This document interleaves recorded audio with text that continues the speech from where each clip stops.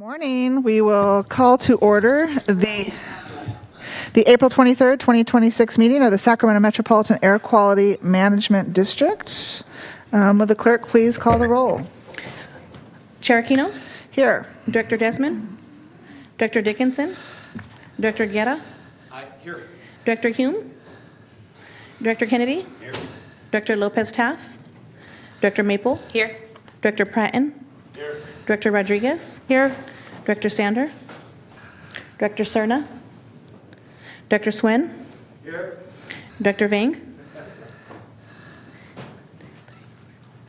We do not have quorum yet. We also have Director Middleton here on behalf of Director Lopez-Taff. Okay. Are we getting close? 1, 2, 3, 4, 5, 6. Yes. I think we got it. 1, 2, 3, 4, 5, 6, 7, 8. Yep. We got it? Yes. Okay, perfect. If you'd all please rise and join me in the Pledge of Allegiance. Good morning. I pledge allegiance To the flag of the United States of America and to the republic for which it stands, one nation, under God, indivisible, with liberty and justice for all. All right, Selena, if you'd please read the board clerk announcements. Yes. Members of the public are encouraged to observe the meeting in real time at metro14live.saccounty.gov, participate in person via Zoom video or teleconference line, and by submitting written comments to boardclerk@airquality.org. Comments will be delivered to the Board of Directors. Public comments regarding matters under the jurisdiction of the Board of Directors will be acknowledged by the chairperson, distributed to the Board of Directors, and included in the record. This meeting of the Sacramento Metropolitan Air Quality Management District is live and recorded with closed captioning. It is cablecast on Metro Cable Channel 14, the Local Government Affairs channel on Comcast, and DirecTV U-verse cable systems. Today's meeting replays on Saturday, April 25th, 2026 at 2 p.m. on Metro Cable Channel 14. Thank you very much. We are going to be taking things a little bit out of order today, just to ensure we can get our business done with the quorum. But we will start with the consent calendar. Do I have any questions from any of my colleagues on the consent calendar? Seeing none, do we have any public comment on the consent calendar? Not at this time, Chair. I'll move consent. Second. All right, and we have everybody in chamber today, so all in favor, please say aye. Aye. Opposed? Abstained? Okay, that takes care of the consent calendar. We're going to move to item 6.2, fiscal year 26-27 proposed budget and fee schedule. Good morning, Patty. Yes, good morning, Chair Aquino, members of the board. My name is Patty Kepner. I'm the controller for the district, and I'll be presenting the fiscal year 26-27 proposed budget and fee schedule today. This is the first of 2 public hearings for our budget process.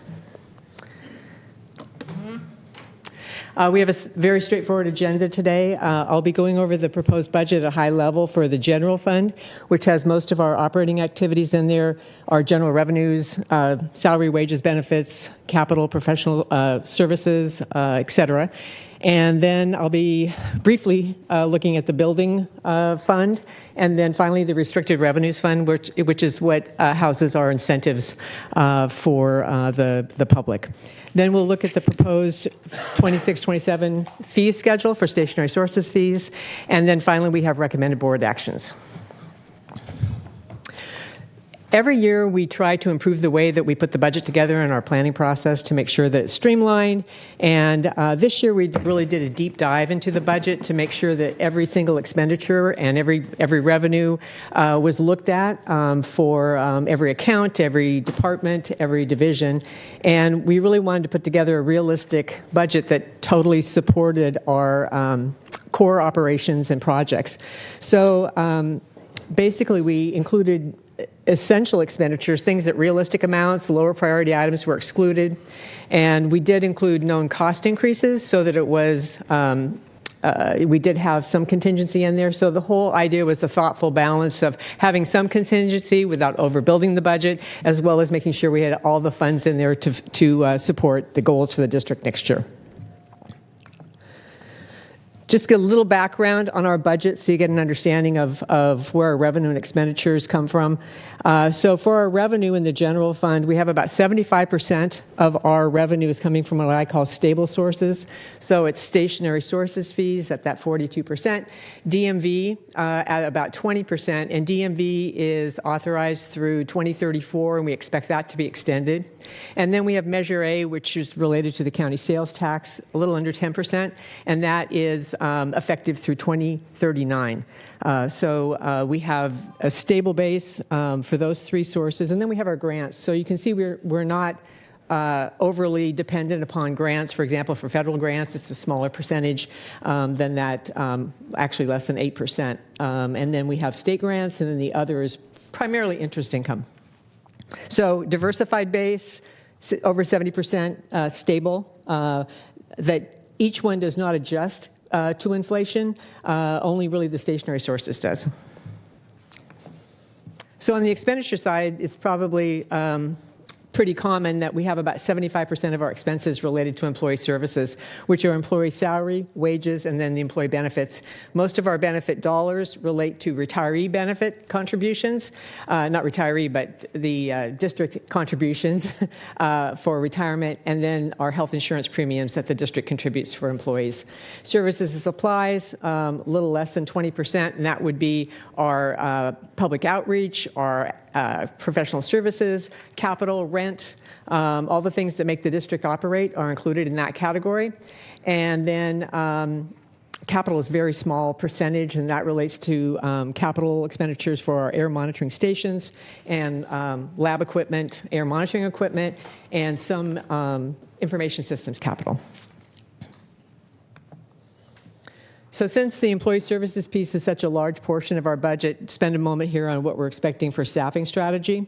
So for the fiscal year 25-26 approved FTE staffing, we have 105.8, and we're actually planning 101 for 26-27. That's what our proposal is. So we reduced 5 FTE positions in the budget. In other words, we didn't fund it. And those are vacant positions right now, and we don't have any plans to fill them in fiscal year 26-27. And I did want to emphasize that they are approved positions. So if we do need them, they are approved. They would just need to be funded from other sources. Cost of living is 2.9. This includes the class and comp market adjustments, and then it also includes the internal restructure for the new division, the Office of Community Air Protection and Monitoring, with no overall impact on FTE.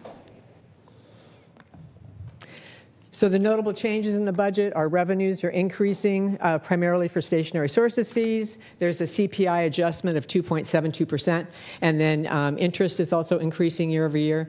And then our expenditures, the increase, as I said, is in employee services. It's the COLA. The retirement and group insurance contributions actually are increasing at a rate higher than COLA, which I'm sure you see elsewhere. Those continue to march on at a higher rate. And then the decreases in expenditures are professional services. We have grants that are at different points in their development, so they perhaps don't need as much professional services support. And then our area software project is nearing completion, so we have less investment in that for next year. And then finally, rent. We've refined our allocation of rent to the district, and we're charging that based on occupied square footage, and the vacant square footage remains in the building. So here's the budget table, as I call it. So the columns here are, we have the 25-26 approved budget, the 25-26 projected year-end finish, and we do that as part of the budget process. And then the fiscal year 26-27 proposed is in green. So we are proposing 26.9 in revenue for the general fund, 28.6 million of expenditures. And so that is a use of fund balance of 1.7 million. Our ending fund balance is 27.7 million projected at the end of the year, and that is well above our required reserve balance of 120 days of expenditures being funded in the general fund. So we were very pleased with the outcome of this budget, seeing that we do have the revenue increasing, and we've kept our expenditures flat year over year. Just a couple comments on the building fund. It's a much smaller fund than the general or the restricted revenue fund. So the building is still listed for sale or lease. I shouldn't say and, probably just or lease of the vacant space. And our budget assumes that there is no sale or any tenant. So it's conservative in that nature. And again, I mentioned the district is being charged for occupied space, not for the vacant space. And expenditures are not changing materially. And then just that note down there, we do have our final payment on our certificates of participation, which is our debt on the building, and that's going to be paid off next year in 26-27, so that's very good news. Here's the budget table for the buildings. You can see it's much smaller. I'll just focus on the proposed in the green. So you see we have $634,000 of revenue proposed, which is rent revenue, and then $975,000 of expense for a use of fund balance of $342,000, and then a little under $6 million in fund balance. And again, that fund balance is well above our required reserve balance.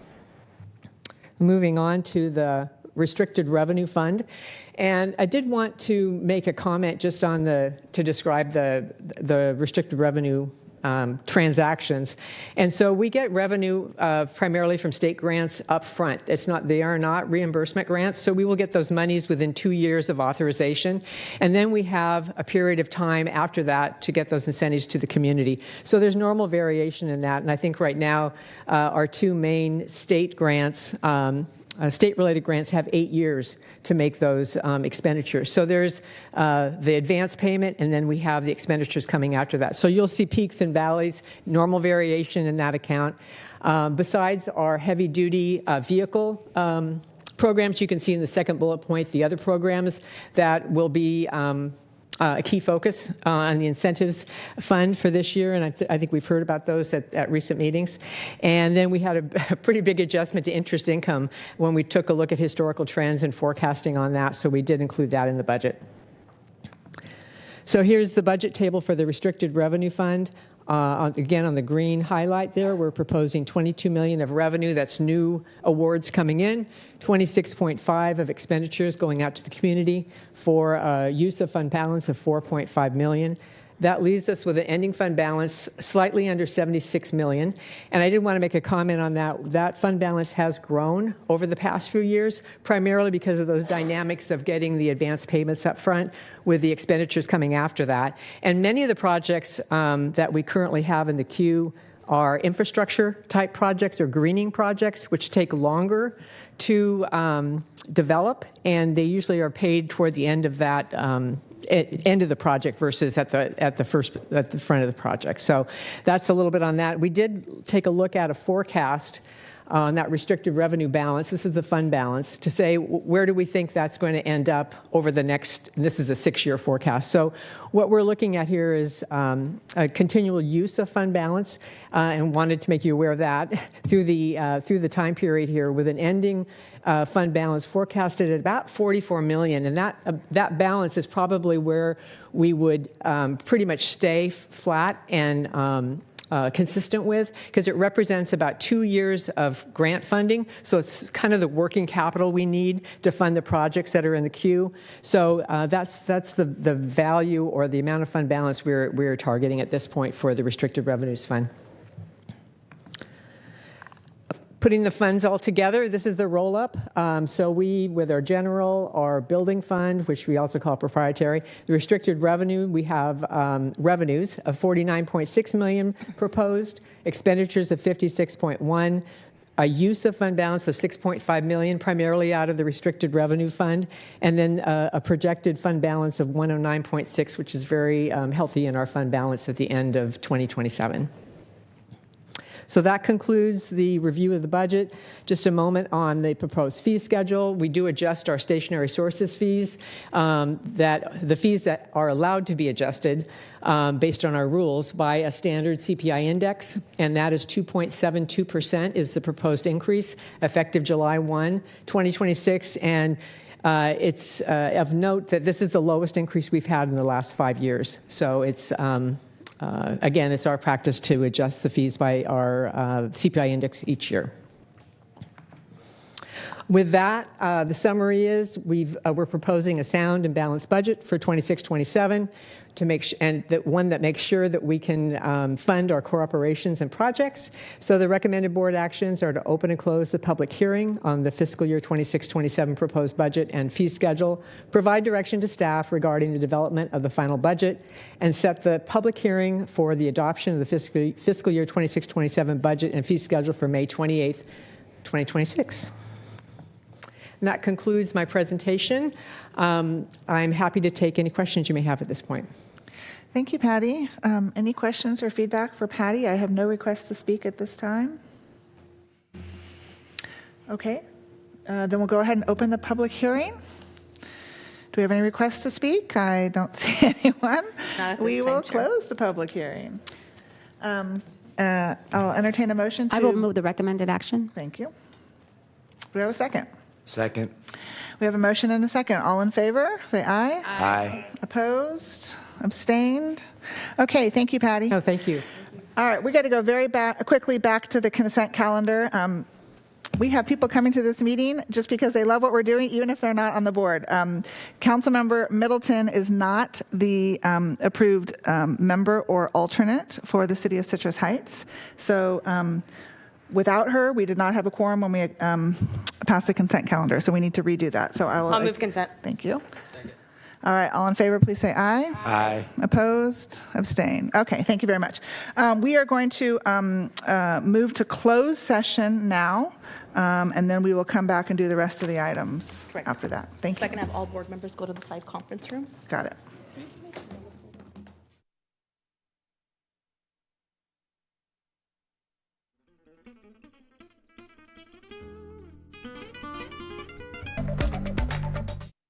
Meeting, we have nothing to report out from closed session. Selena, I believe that takes us to item 6.1, vacancies in recruitment and retention efforts calendar year 2025. Who's up? Denise. We have Denise Booth in chambers to give a presentation.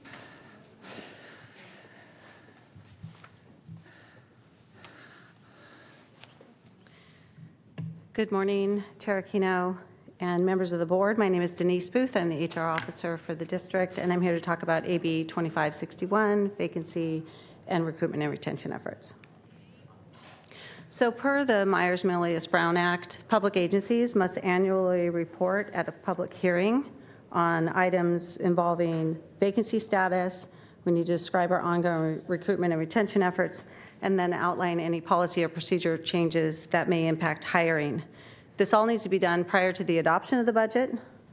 And the Sacramento Air District Employees Association, SADIA, was asked if they'd like to present today, and they respectfully declined, but they are given the opportunity to do so.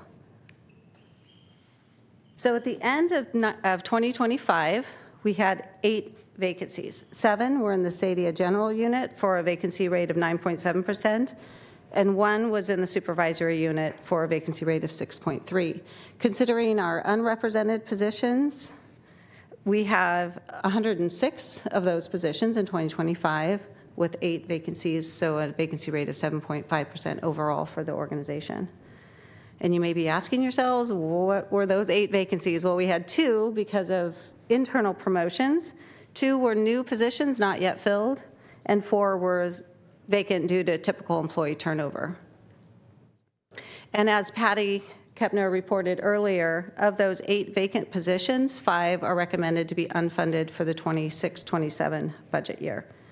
And since we're reporting for 2025, I will note that the 1 supervisory vacancy has since been filled internally with a promotion, and the 3 remaining vacancies are currently being recruited. The district does not anticipate any change to the recruitment or hiring process. The process includes an approved request to fill by Dr. Ayala, a lateral transfer posting period, external posting if we need to, multi-round interview process, background and reference checks, and then, of course, a job offer. So in 2025, we only had 2 recruitments. It was the lightest recruitment year since I've been with the district, and the time to fill for those was an average of 57 days.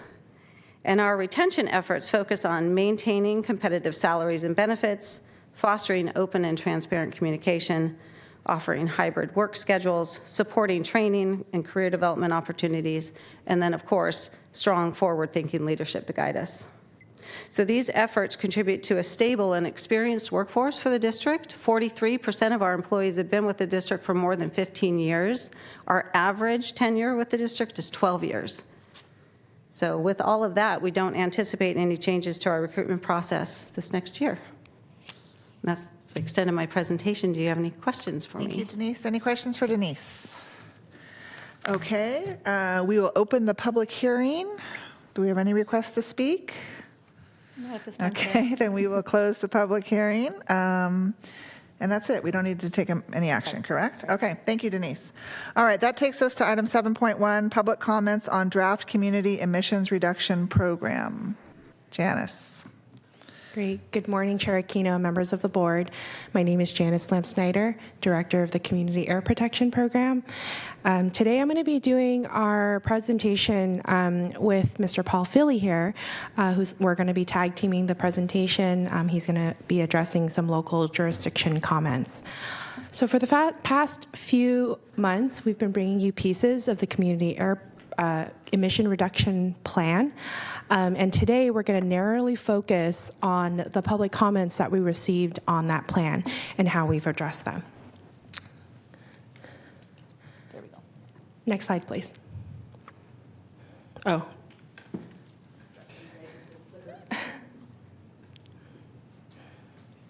Thank you. So just wanted to give a broad overview of the total comments that we received. It was 98 comments over 19 submissions. They came in various different forms through a public workshop, through emailed letters, and emails from the public in general. So some general comments that we got, we did get a lot of support for the plan. And a lot of them were supporting the tree canopy as well as safe and resilient streets. We also did get one comment of opposition that was providing some concern on the funding allocations for tree canopy in relative to other priorities. And so the comment also expressed a concern that it did not represent community priorities and suggested that we restart the process. We did have this conversation with our steering committee members and for this one particular comment. And the steering committee did reaffirm that these they've done a lot of work with the community, and they do feel that that does represent community priorities, and it remains a priority for them. In addition to that, the funding allocation comment was addressed through the conversation of there was concerns about whether or not that particular funding was, the concern was whether or not the city, that there were other, that there was challenges, that there were similar efforts in the county and the city for tree canopy. And that historically has been a challenge for these jurisdictions and partners to maintain the survivability of the tree canopy. And there are specific provisions in our grant programs that does allow to support infrastructure and support survivability of these trees. And so, we were able to talk through that with the steering committee, and they felt like that had addressed the comment. And Janice, quick question. Mm-hmm. The comment in opposition, that organization had representation on the steering committee, correct? Correct. And their representative supported the communities program? The representative was there to develop the strategies. They had maintained a abstain vote for the plan. Okay, thank you. All right. There were other questions, other comments, such as clarifying questions on technical chapters, such as like, can you share with us how you got the foundation for economic growth and population? There was also some thoughts from the steering committee about including co-benefits of the strategies instead of in addition to direct emission reductions. And then there was some questions on how can residents and community organizations continue to participate in supporting the implementation of the plan. Some specific comments on strategies. As I expressed, there was lots of support for increasing tree canopies, safe and resilient streets. There was also some questions on how are we going to implement the increasing tree canopy strategy? How are we going to have a good tracking mechanism? What are some of the metrics? And so I think how we were able to address that is that because the funding and the projects have not yet identified, there will be mechanisms during the implementation process to identify and hold the project partners to identifying those metrics as well. There were the last three here was about school idling enforcement. There is a strategy in the plan that talks about reducing idling in schools. And there was some encouragement from the public on, hey, signs are great, but is there any way for there to be actual enforcement of idling around schools?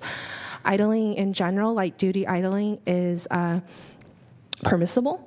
And so we will be working very closely with the school to identify to see if there's other possible ways of encouraging non-idling in those areas. There was also a comment on bus stop modifications. And the comment was about that there may be more efficient ways of doing the bus stop lines where there may be less bus stops to make it more efficient. And there's lots and lots of things that I think goes into SAC-RT's plan in terms of how they decide how many bus stops. And so we had encouraged the community member, and as we're working with RT, sharing with them the concerns that were brought up during this process. And then the last one I have here is identifications of additional partners. So in the plan, there's an area where we've identified certain partners for each of the different strategies, and there wanted to be some space on, are there additional opportunities for partners to join us? And the answer is absolutely, that there is. These are the ones that I think are currently initially identified, but there's certainly opportunities as we're implementing the plan to bring in these partners to join us in this effort. With that, I'm going to pass it to Mr. Philly to talk about comments from local jurisdictions. Thank you. Paul Philly, Transportation and Climate Change. The vast majority of total comments did come from the local jurisdictions, City of Sacramento, County of Sacramento, City of Elk Grove. And we really, really wanted to make sure that this community plan that crosses so many different boundaries included everybody who has some authority or say or implementation process, so that this can be a very cohesive and implementable plan. A big part of that was identifying all of the efforts that are happening over the next 5 years, such as climate action plans, community development plans, corridor plans, transit plans, those pieces, and making sure that those were included into the SERP and that they all work together. There was a lot of commitments to collaboration, and I do want to say that City, County, and Elk Grove City staff spent a lot of time and effort in making sure that the different department heads and different authorities were aware of what was going on and making sure that the plan worked with those upcoming events. Probably the biggest change that happened between draft and what is before you is AB 98, which is a state law that looks at warehouse and truck routing and making sure that our timeline for having the community look at this lines up with state mandates and the city and county and Elk Grove's work on this. And so the steering committee did vote to change that timeline so that we're going to be moving up the AB 98 truck study to be consistent with county, city, and Elk Grove processes, and trying to do that in a more community-wide focus instead of just within our individual lines on a page. There is also a lot of discussion about the 50% tree canopy goal. in the sense that not every location can support 50% tree canopy, and in some places you want higher, in some places it's lower. And so we really we added in flexibility, because we know that different land, like you do not want tree canopy over a soccer field, as an example. So we're looking at the extent feasible and making sure that the locations selected are appropriate to community plans, to the jurisdictional guidelines, making sure that there's going to be appropriate maintenance procedures, and it's consistent with the urban forestry master plan that the city of Sacramento has recently passed and the one that the county is currently working on. And with that, I will ask for the next slide, and I will kick it back over to Director Lam Snyder. All right. So with the 98 comments that we received, there were a few main updates based on the comments. First, all of the comments and the responses were shared with the steering committee, and a lot of them were discussed. And so what we did was that we added an executive summary of the strategy so that we can get to the point for the community up front in the plan. We have also listed targets for listing all the co-benefits of the strategies.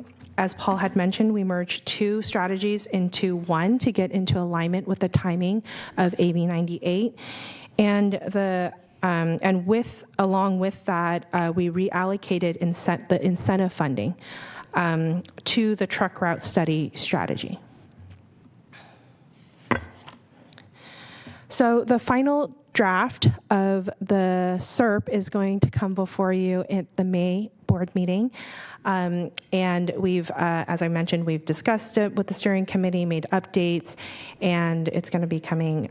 It was approved by the steering committee in March, and we'll be bringing it to you for board action next month. With that, I'll conclude our presentation. Thank you very much. Vice Chair Maple. Thank you, Chair. And thank you so much for the presentation. I know we had more detailed comments on this in a previous board meeting, so I won't go into depth. But I just wanted to really appreciate you and the staff for working with the City of Sacramento on the comments in our letter. And I heard from the staff that they were really pleased with the teamwork and that. So I'm looking forward to that and appreciate all the work on this. All right, thank you. I don't see any other requests to speak, so thank you both. And we will move on to the Air Pollution Control Officer's report. Thank you. I'll make my remarks quick, and looking forward to May and having the final SERP so that we can pass it on to the state. A couple meetings ago, Director Rodriguez asked for some information on air pollution and public health, and our communications office put together a very nice, accessible flyer for you all. You should have it in your packets. Put it on your social media, on your websites, take it to your community events. It's meant to be accessible. But the bottom line is the evidence is pretty compelling and fairly well established. Air pollution and noses don't mix. And to the extent that you can reduce that, it's a good thing. And then the next thing I want to comment to you, simply because it literally just came out yesterday, the American Lung Association has been doing for 27 years a state-of-the-art report.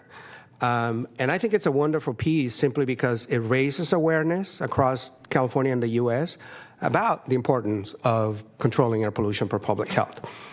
I particularly like this one because, and they gracefully invited me to be on a press event when they released this a couple days ago, but I particularly like this one because when it comes to ozone pollution, the Sacramento region, the greater region, we dropped to number 17 on the list of the worst air pollution in the country. You may recall that we had been as high as 5 at one point, so now we're 17. And then on the list of particle pollution, we're not even on them. So again, to me is again just a testament of what we can continue to do with your support and obviously the region, the businesses and the residents. So I just wanted to highlight that for you. You're going to read about it in the news if you haven't already seen that. So that concludes my APCO report. Thank you. Director Rodriguez? Dr. Yell, I just want to say how much I appreciate this. I think educating the public is really important because oftentimes people don't realize the correlation of how we live our lives has so much to do with, our health. And even, now that I've been more, I think, exposed to environmental cancers that affect people. And so I will definitely take this to my community meetings and ensure that I share that with our constituents. Thank you. Thank you. Director Guerra? Yeah, thank you. And then I appreciate you participating in the press conference. One thing that I would ask is that, particularly when the Air District is speaking at different events, to take a step forward and think about, is there a board member that fits with that particular event? For example, if we're talking about particulates and it has to do with ag industry, well, then maybe we want to look at some of our board members from either Galt or Elk Grove or the South County or whatnot, or if it has to do with the industrial manufacturing area or whatnot. I think that adding that voice from a local perspective with the scientists, I think is important. So that's all, Chair. Thank you. Director Suen? Thank you, Chair. I just want to add a point of emphasis. I agree with everything my colleagues just said, and just want to emphasize that air quality drives everything. When we talk about transportation plans, look at our land use plans, it's all, for our residents looking at home, it's all to meet air quality standards and goals. And Director Rodriguez really hit on the nose on the head about our health and the rise in cancer rates and things that are affected by this. So the importance of your work can't be overstated. But I also want to take the opportunity to thank you and express our appreciation in the way that you're trying to implement these policies that can not harm everyday businesses and households. And so that balancing act is very tough. And so we appreciate your work in all this. Thank you. All right. Thank you very much. That concludes the comments. That takes us to item number 10, board ideas, comments, and AB 1234 reports. Anyone have anything to share? Seeing none, that takes us to item 11.